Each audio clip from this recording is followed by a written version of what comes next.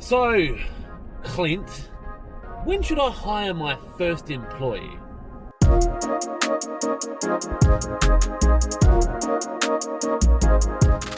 Good morning and welcome to In the Car with Clint. Today I'm going to talk about hiring your first employee.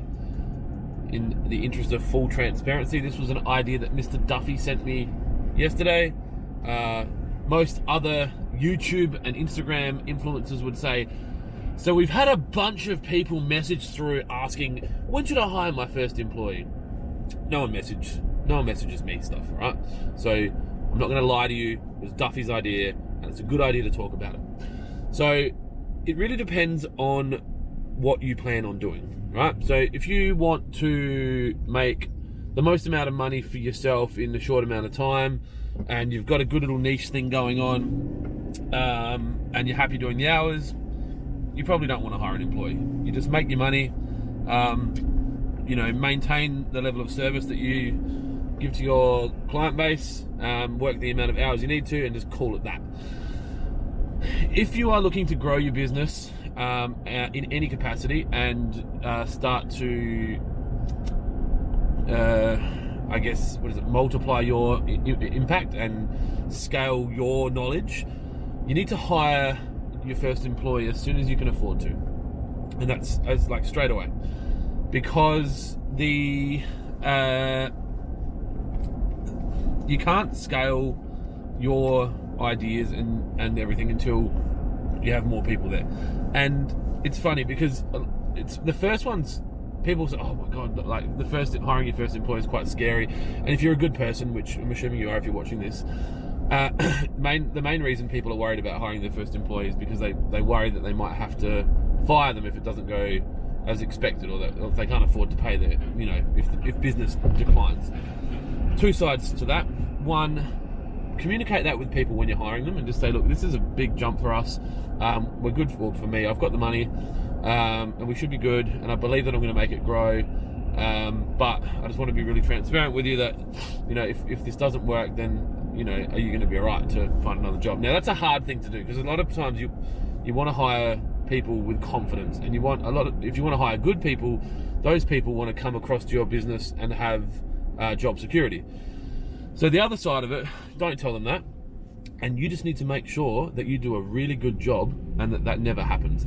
And it's a good way to force you to be a great leader, because if you care about other people and you care about their survival in the world and being able to pay their bills, which I do, it is my responsibility to ensure that the 40 odd people that work for me have a job to come to tomorrow and have pay going in their pay on Thursday. And it's a very strong motivator. So back to when you should hire your first employee. As soon as you can afford it. Now, if you want to grow something substantial and it's an employee-based business, which most are, it's a good idea for you not to buy any dumb shit and just to save all the money that you turn over, and for you personally to have a very low income so that you can afford to pay employees, because the money that you invest in hiring a team early will pay you 20,000 million-fold or tenfold in 5 or 10 years. So I'm at a point now where if I wanted to, I don't need to work, and I could have my team take care of me, and I would be able to earn a high 6-figure income for a very long time and not make any changes, if not close to 7 figures if I didn't make any changes and I stopped my growth. That might mean that for the first year or two you have to pay yourself $350 a week or $500 a week, or whatever the business can sustain, so that you can afford to hire employees. It's investing in your future by being humble and chill with your finances in your current.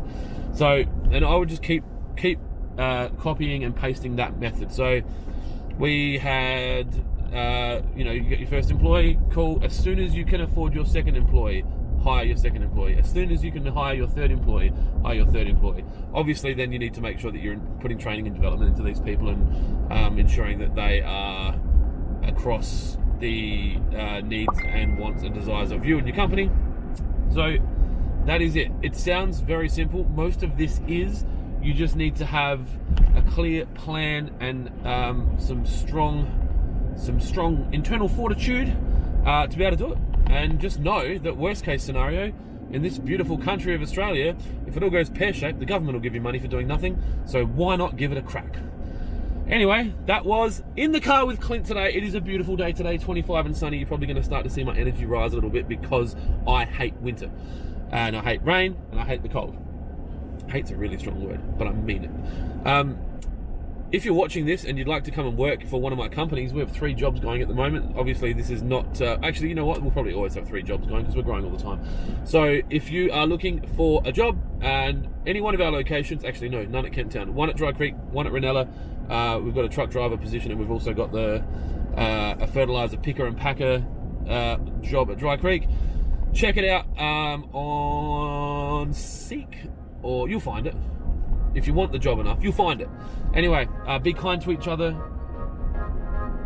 I'll talk to you tomorrow. I think that's all I have to say. See